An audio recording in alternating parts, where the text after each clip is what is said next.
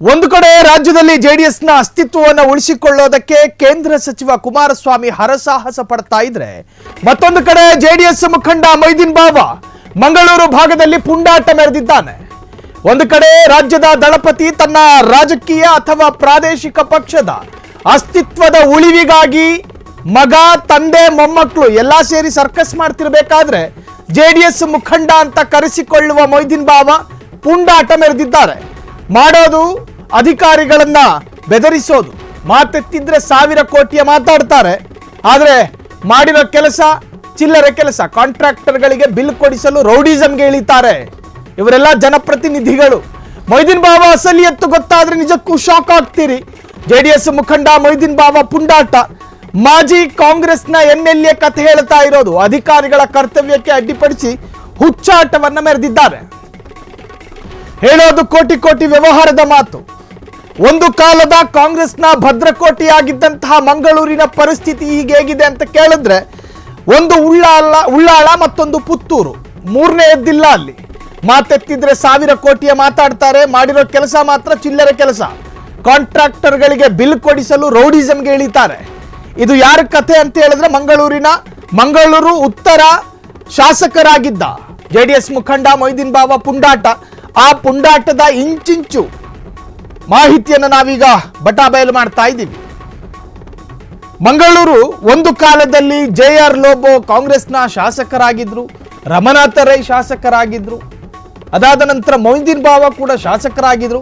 5-6 ಕ್ಷೇತ್ರಗಳಲ್ಲಿ ಕಾಂಗ್ರೆಸ್ನ ಪಾರುಪತ್ಯ ಇದ್ದಂತಹ ಒಂದು ಜಿಲ್ಲೆ ಈಗ ಕಾಂಗ್ರೆಸ್ನ ಅಸ್ತಿತ್ವವೇ ಇಲ್ಲ. 2 ಸೀಟು ಬಿಟ್ಟರೆ ಮೂರನೇದಿಲ್ಲ.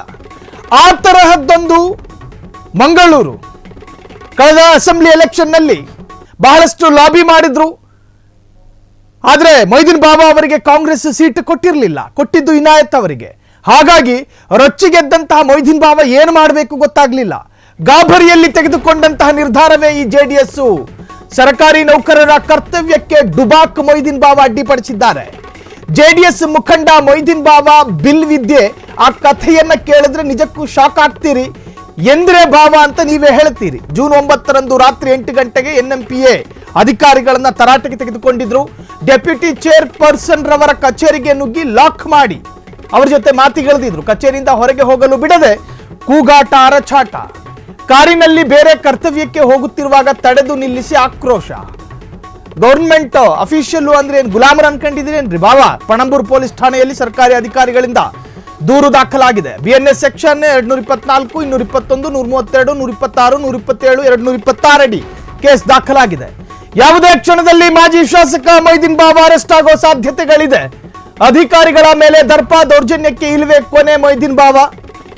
ಇದಕ್ಕೆಲ್ಲ ಯಾರು ಉತ್ತರ ಕೊಡ್ತೀರಿ? ಸರ್ಕಾರಿ ನೌಕರರ ಕರ್ತವ್ಯಕ್ಕೆ ಡುಬಾಕ್ ಮೊಯ್ದಿನ್ ಬಾವ ಅಡ್ಡಿಪಡಿಸಿದ್ದಾರೆ.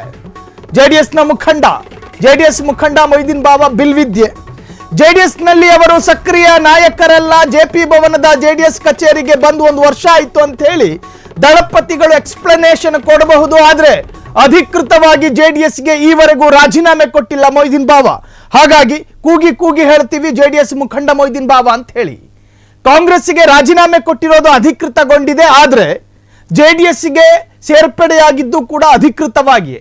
ಹಾಗಾಗಿ ಮೊಯ್ದಿನ್ ಬಾವ ಜೆಡಿಎಸ್ ಮುಖಂಡ. ಕಳೆದ ಬಾರಿ ಅಸೆಂಬ್ಲಿ ಎಲೆಕ್ಷನ್ ನಲ್ಲಿ ಕಾಂಗ್ರೆಸ್ ನನಗೆ ಸೀಟ್ ಕೊಡುತ್ತೆ ಅನ್ಕೊಂಡಿದ್ರು ಮೊಯ್ದಿನ್ ಬಾವ. ಆದರೆ DK ಶಿವಕುಮಾರ್ ಸಾಹೇಬ್ರು ಅಲ್ಲೊಂದು ಗೇಮ್ ಪ್ಲಾನ್ ಮಾಡಿದ್ರು. ಮೊಯ್ದಿನ್ ಬಾವ ಅವರಿಗೆ ಕಳೆದ ಬಾರಿ ಸೀಟು ಸಿಗ್ಲಿಲ್ಲ, ಸಿಕ್ಕಿದ್ದು ಇನಾಯತ್ ಅವರಿಗೆ.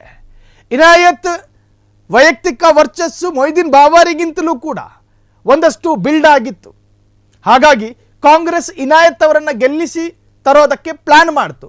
ಮೊಯ್ದಿನ್ ಬಾವ ಕೂತು ಜಾಗದಿಂದ ಬೆವ್ತು ರೊಚ್ಚಿಗೆದ್ದು ಗಾಬರಿಯಿಂದ ಅರ್ಧರಾತ್ರಿಯಲ್ಲಿ ತೆಗೆದಂತಹ ನಿರ್ಧಾರ ಏನು ಗೊತ್ತಾ? ಅವರಿಗೆ ನೆನಪಾಗಿದ್ದು JP ಭವನದ JDS ಕಚೇರಿ. ನಾಳೆ ಸುಪ್ರಭಾತದಲ್ಲಿ ನಾನು JDSಗೆ ಸೇರ್ಪಡೆಯಾಗ್ತಾ ಇದ್ದೀನಿ ಅನ್ನುವಂತಹ ಒಂದು ಬೆದರಿಕೆಯನ್ನ ಹಾಕಿದ್ರು ದಕ್ಷಿಣ ಕನ್ನಡ ಜಿಲ್ಲೆಗೆ. ಆ ಬೆದರಿಕೆಗೂ ಜಗ್ಗದ ಸದಾಶಿವನಗರದ ಉಪಮುಖ್ಯಮಂತ್ರಿ DK ಶಿವಕುಮಾರ್ ಹೋದ್ರೋಗ್ಲಿ ಅಂದ್ರು. ಹೇಗೆ ಹೋದ್ರೋಗ್ಲಿ ಅಂದ್ರು. ಇನಾಯತ್ ಅವರಿಗೆ ಟಿಕೆಟ್ ಸಿಕ್ತು. ಆವತ್ತಿನ ದಿನ ಮೊಯ್ದಿನ್ ಬಾವ JDS ಸೇರ್ಪಡೆಯಾದರು. ಮೊಯ್ದಿನ್ ಬಾವರಿಂದ ಆದಂತಹ ಎಡವಟ್ಟು ಮತ್ತು ಪ್ರಮಾದಗಳನ್ನು ವಿವರಿಸ್ತೀವಿ.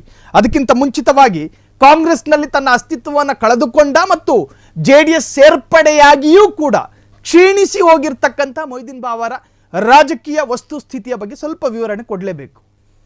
ಹಂಗೂ ಹಿಂಗೂ ಮಾಡ್ಕೊಂಡ್ರು, ಬಿ ಫಾರ್ಮ್ ಕೂಡ ಗಿಟ್ಟಿಸ್ಕೊಂಡ್ರು JDSನಿಂದ.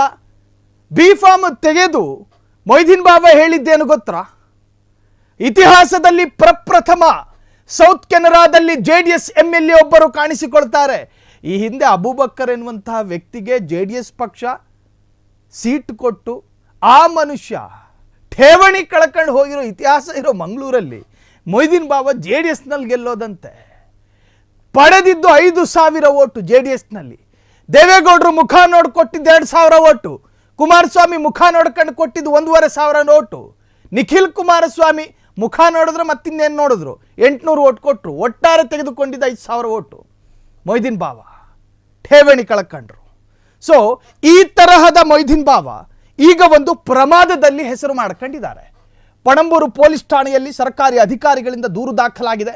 ನೋಡ್ರಿ, ತನ್ನ ಜೊತೆ ಪವರ್ ಇರಲಿ ಇಲ್ದಲೇ ಇರಲಿ, ತಾನೊಬ್ಬ ಜನಪ್ರತಿನಿಧಿ ಅನ್ನೋ ಬೋಧ ಮತ್ತು ಪರಿಜ್ಞಾನ, ಕನಿಷ್ಠ ಕಾಮನ್ ಸೆನ್ಸ್ ಬೇಡವಾ?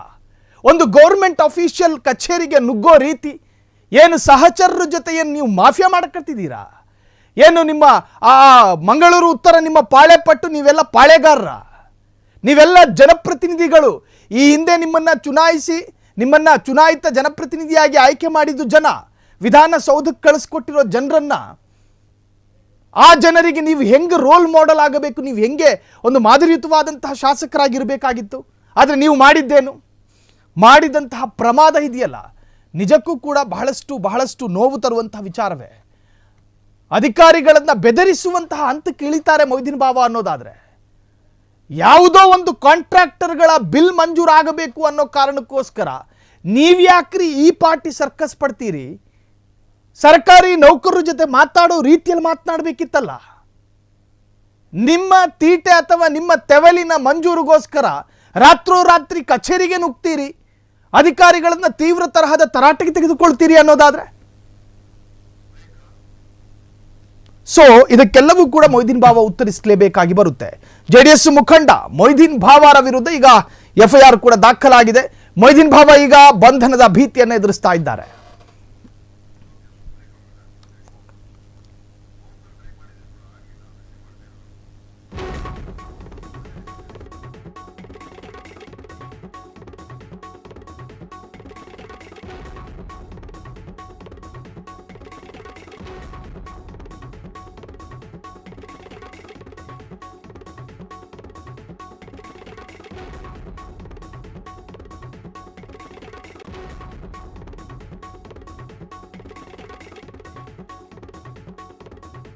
ಕ್ಷಣದಲ್ಲೂ ಕೂಡ ಬಂಧನದ ಸಾಧ್ಯತೆ ಇದೆ.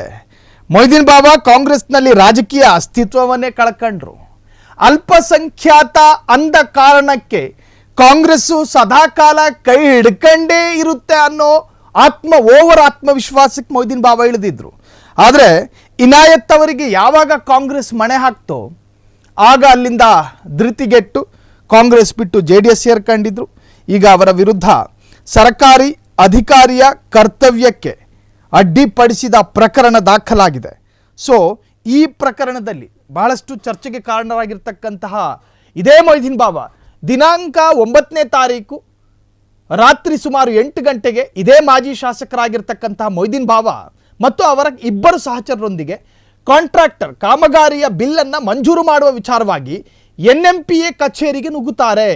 ಆ ಕಚೇರಿಯ ಡೆಪ್ಯೂಟಿ ಚೇರ್ಪರ್ಸನ್ ರವರ ಕಚೇರಿಗೆ ನುಗ್ಗಿ ಸತತ 15 ನಿಮಿಷಗಳ ಕಾಲ ಒತ್ತಾಯದ ಮಾತುಕತೆಗೆ ಇಳಿದಿದ್ದಾರೆ.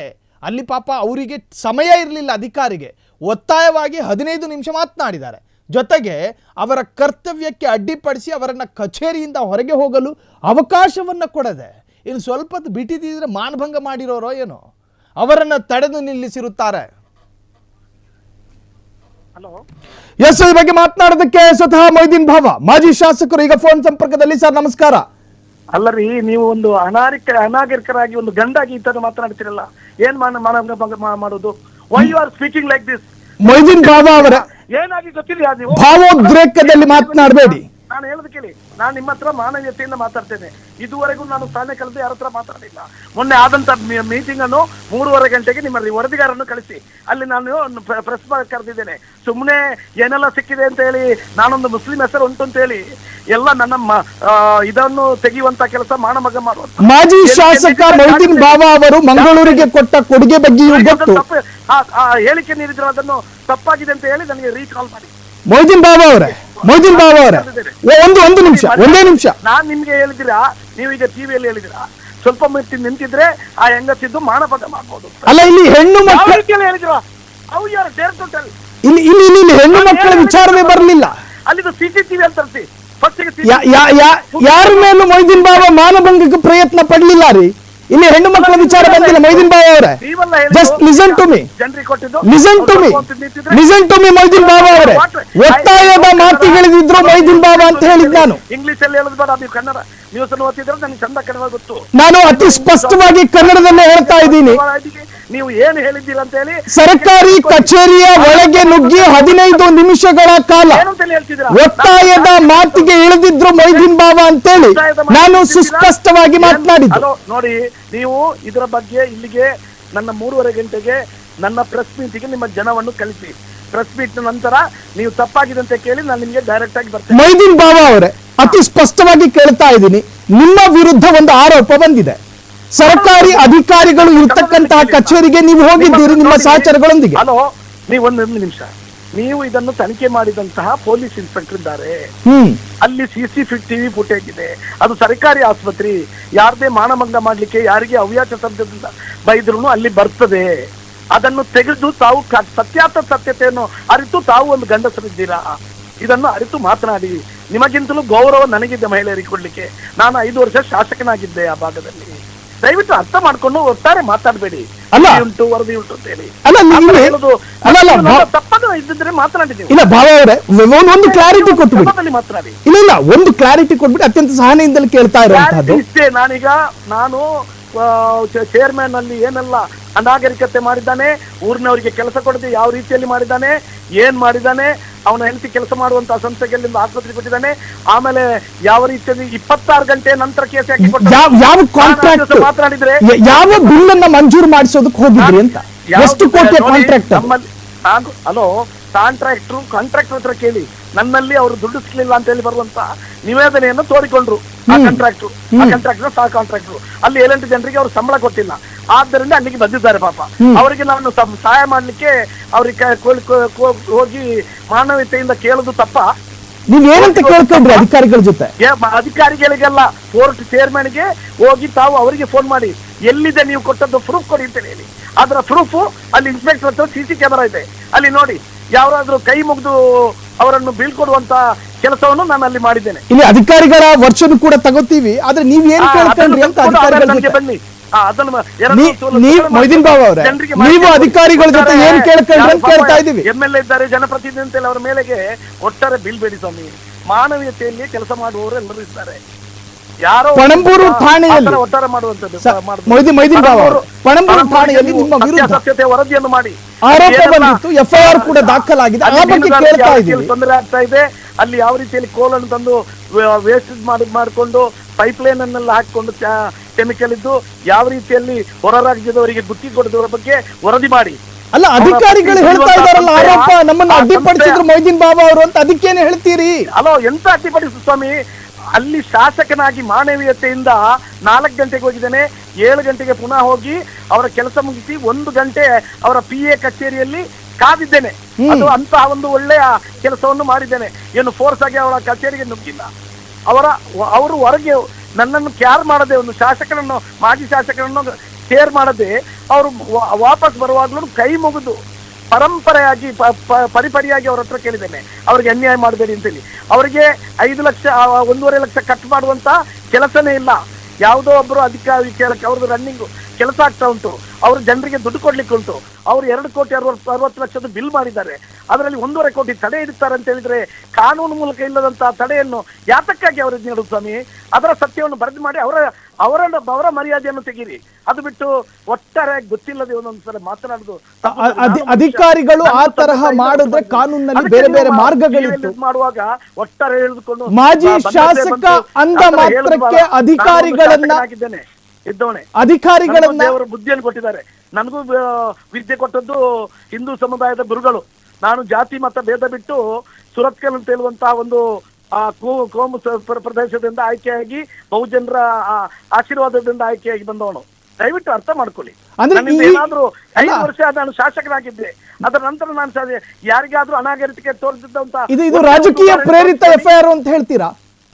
ರಾಜಕೀಯ ಪ್ರೇರಿತ ಅಲ್ಲ, ಇದು ಅಲ್ಲಿಯ ಚೇರ್ಮನ್ ನ ದರ್ಪ ಮತ್ತು ಅಹಂಕಾರದಿಂದ ಆ ಭಾಗದಲ್ಲಿ ಕೆಲಸ ಮಾಡುತ್ತಿರುವಂತ ಅನೇಕ ಜನರಿಗೆ ತೊಂದರೆ ಕೊಡುವಂತ ದರ್ಪ ಚೇರ್ಮನ್ ಇದ್ದಾನೆ. ನಿಮ್ಮ ಮೇಲೆ ಯಾಕೆ ಅಷ್ಟೊಂದು ವಿರೋಧ ಅಂತ ಚೇರ್ಮನ್ ಅವಳಿಗೆ ಅಲ್ಲಿ ಹಾಸ್ಪಿಟಲ್ ಮಾಡ್ಲಿಕ್ಕೆ ಹೆಲ್ಪ್ ಮಾಡಿ ಕೊಟ್ಟಂತ ಅನೇಕ ನಿದರ್ಶನಗಳಿದ್ದಾವೆ. ಊರಿನವರಿಗೆ ಕೆಲಸ ಕೊಡ್ತಾ ಇಲ್ಲ, ಅದನ್ನು ಮಾಡಿ. ನಿಮ್ಮ ಮೇಲೆ ಯಾಕೆ ಅಷ್ಟೊಂದು ವಿರೋಧ ಚೇರ್ಮನ್ಗೆ? ನನ್ನ ಮೇಲೆ ಅಲ್ಲ ಸ್ವಾಮಿ, ನಾನು ಅವರಿಗೆ ನ್ಯಾಯ ಕೊಡ್ಲಿಕ್ಕೆ ಹೋದಲ್ಲ. ನೀವು ಅರ್ಥ ಮಾಡ್ಕೊಳ್ಳಿ, ನನ್ಗೇನಿಲ್ಲ, ಲಂಚ ಏನಿಲ್ಲ ಅದರಲ್ಲಿ. ನಾನು ಪಾಪದವರಿಗೆ ಕೆಲಸ ಆಗಿಲ್ಲ ಅಂತ ಹೇಳಿ ಅವರಿಗೆ ಬಿಲ್ ಯಾಕೆ ಕಟ್ ಮಾಡುದಮ್ಮ ಹೇಳಿಕೊಟ್ಟಿದ್ದೆ. ಆಯ್ತು, 5 ಲಕ್ಷ ರೂಪಾಯಿ ಕಟ್ ಮಾಡುತ್ತೇನೆ ಅಂತ ಹೇಳಿ ಚೀಫ್ ಇಂಜಿನಿಯರ್ ಒಪ್ಕೊಂಡು ಅಪ್ರೂವ್ ಮಾಡಿದ್ದಾರೆ. ಅದನ್ನ ಯಾಕೆ ಇವ್ರು ನಿಲ್ಲಿಸಿದ್ದು? ಇವತ್ತಿನವರೆಗೂ ದುಡ್ಡು ಕೊಟ್ಟಿಲ್ಲ. ಪಾಪ ಅವರೆಲ್ಲ ಇಲ್ಲಿ ಕೆಲಸ ಬಿಟ್ಟು ಅವರು ಕಾರ್ಮಿಕರೆಲ್ಲ ದಾರಿಯಲ್ಲಾಗಿದ್ದಾರೆ. ನನ್ನ ಕ್ಷೇತ್ರದಲ್ಲಿ ಆದಂತಹ ಕೆಲಸ, ಆ ದುರ್ಘಟನೆಗೆ ಅವರಿಗೆ ನಾನು ಮಾಡಿಕೊಂಡಿದ್ದನ್ನು ಸರಿ ಮಾಡಿ ಅಂತ ಹೇಳಿದ್ದು. ಇವತ್ತಿನವರೆಗೂ ಅವರಿಗೆ ಬಿಲ್ ಕೊಟ್ಟಿಲ್ಲ ಅದರಲ್ಲಿ 1 ರೂಪಾಯಿ. ಯಾತಕ್ಕೆ ಆಗಿ ನಿಲ್ಲಿಸಿದ್ದಾರೆ ಅಂತ ಕೇಳಿ. ದಯವಿಟ್ಟು ವರದಿಯನ್ನು ಕಳಿಸಿ. 3:30 ಗಂಟೆಗೆ ಪ್ರೆಸ್ಸಿಗೆ ಲೇಟ್ ಆಗ್ತಾ ಇದೆ, ನಾನು ಹೋಗ್ತಾ ಇದ್ದೇನೆ. ದಯವಿಟ್ಟು ನೀವು 4:15 ಗಂಟೆಗೆ ಫೋನ್ ಮಾಡಿ ಚಂದದಲ್ಲಿ ಮಾತನಾಡಿ. ಪೊಲೀಸರು ಸಂಪರ್ಕಿಸಿದ್ರ ಬಾಬಾ ಅವರ ನಿಮ್ಮ ವಿರುದ್ಧ ಎಫ್ಐಆರ್ ದಾಖಲಾದ ನಂತರ? ಏನು ಪೊಲೀಸರು ಏನಾದ್ರೂ ಸಂಪರ್ಕಕ್ಕೆ ಪ್ರಯತ್ನ ಪಟ್ರ? ನಿಮ್ಮ ಪೊಲೀಸರಿಗೆ ನಾನೇ ಎಲ್ಲ ಹೇಳಿದ್ದೇನೆ, ಕಮಿಷನರ್ಗೆ ಹೇಳಿದ್ದೇನೆ, ಡಿಜಿಯನ್ನು ಹೋಗಿ ನಿನ್ನೆ ಕಂಡು ಬಂದಿದ್ದೇನೆ ಬೆಂಗಳೂರಿಗೆ ಹೋಗಿ. ಅನ್ಯಾಯದ ಬಗ್ಗೆ ನಾವು ಯಾವುದರ ಬಗ್ಗೆನೂ ಇದು ಮಾಡಿಲ್ಲ. ಈಗ ಪ್ರೆಸ್ ಕರೀತಾ ಇದ್ದೇನೆ, 3:30 ಗಂಟೆಗೆ ಕರೆದು ಕೇಳಿ ನಿಮ್ಮ ಮಂಗಳೂರು ರಿಪೋರ್ಟರ್ ಅವರಿಗೆ, ಅಲ್ಲಿ ಕಳಿಸಿ ನೀವು. Yes, thank you. ಇಷ್ಟೊತ್ತು ಫ್ರೀಡಮ್ ಟಿವಿ ಜೊತೆ ಮಾತನಾಡಿದ್ದಕ್ಕೆ ಮೊಯ್ದೀನ್ ಬಾವ. ಸ್ವತಃ ಮೊಯ್ದೀನ್ ಬಾವ ಅವರು ಸಂಪರ್ಕಕ್ಕೆ ಬಂದರು. ಭಾವೋದ್ರೇಕದಲ್ಲಿ ಏನೋ ನಿರಂತರವಾಗಿ ಓತಪ್ರೋತವಾಗಿ ಮಾತನಾಡ್ತಾ ಹೋದ್ರು.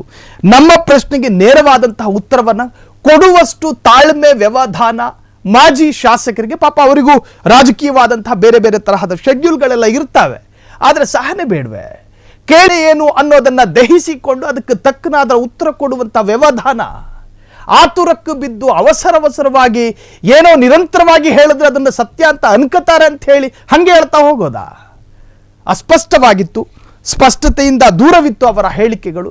ಅವರು ಹೇಳ್ತಾ ಇರುವಂತಹದ್ದು, ನಾನೊಬ್ಬ ಮಾಜಿ ಶಾಸಕ, ನನ್ನ ಕ್ಷೇತ್ರಗಳಲ್ಲಿ ಯಾರಾದರೂ ನನ್ನ ಜೊತೆ ಮನವಿಯನ್ನ ಮಾಡ್ಕೊಂಡ್ರೆ ಅವರ ಪರವಾಗಿ ನಿಂತುಕೊಳ್ಳೋದು ನನ್ನ ಪದ್ಧತಿ. ಹಾಗೆ ನನ್ನ ಜೊತೆ ಒಬ್ರು ಕೇಳ್ಕೊಂಡಿದ್ರು, ಯಾರು ಕಾಂಟ್ರಾಕ್ಟರ್, ಈ ತರಹದ್ದಾಗಿದೆ. ಅವರ ಪರವಾಗಿ ನಿಂತುಕೊಂಡು ಅಧಿಕಾರಿಗಳ ಜೊತೆ ಮಾತನಾಡ್ತಾ ಇದ್ದಿದ್ದು. ಇನ್ನು ನಾನು ಹೇಳ್ತಾ ಇದ್ದೆ, ಅವರ ವಿರುದ್ಧ ಕೇಳಿ ಬಂದಂತಹ ಆರೋಪ ಏನಿತ್ತು ಅಂತ ಹೇಳಿದ್ರೆ, ಒತ್ತಾಯಪೂರ್ವಕವಾಗಿ ಅಧಿಕಾರಿಗಳನ್ನ ತಡೆದು ನಿಲ್ಲಿಸಿ ಮಾತನಾಡಿದ್ರು ಅಂತ ಹೇಳಿ. ಒತ್ತಾಯಪೂರ್ವಕವಾಗಿ ಅಂತ ಹೇಳಿದ್ರೆ ಅವರನ್ನ ಬಿಡದೆ ಅಲ್ಲೇ ನಿಲ್ಲಿಸಿ ಅವರನ್ನ ಮಾತನಾಡಿದ್ದು ಅಂತ ಹೇಳಿ ನಾನು ಹೇಳ್ತಾ ಇದ್ದೆ. ಅದನ್ನ ಒಂದು ಬೇರೆ ತರಹದಲ್ಲಿ ಅವರು ಅರ್ಥೈಸಿಕೊಂಡು ಕೂಡ ಮಾತನಾಡ್ತಾ ಇದ್ರು. ಆ ಕ್ಷೇತ್ರದ ಪಾಪದವರ ಜೊತೆಗೆ ಈ ತರಹ ಮನವಿ ಮಾಡ್ಕೊಂಡು ಯಾರ್ಯಾರು ಬರ್ತಾರೋ ಅವರ ಪರವಾಗಿ ನಿಂತ್ಕೊಳ್ಳುವಂಥ ಪದ್ಧತಿ ನನಗಿತ್ತು. ಹಾಗಾಗಿ ಅದರ ಭಾಗವಾಗಿ ನಾನು ಹೋಗಿದ್ದೆ. ಸೊ ಅವರು ನನಗೆ ಸರಿಯಾಗಿ ಸ್ಪಂದಿಸಿಲ್ಲ ಎನ್ನುವಂತಹದ್ದು ಮೊಯ್ದೀನ್ ಬಾವ ಅವರ ಪ್ರತ್ಯಾರೋಪ.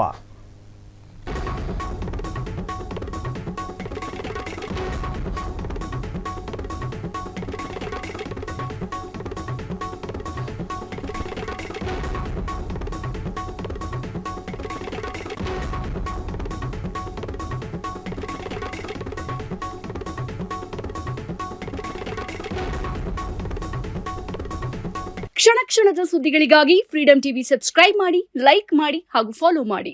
ಹೊಸ ಸುದ್ದಿಗಳ ನೋಟಿಫಿಕೇಶನ್ಗಾಗಿ ಬೆಲ್ ಐಕಾನ್ ಮೇಲೆ ಕ್ಲಿಕ್ ಮಾಡಿ.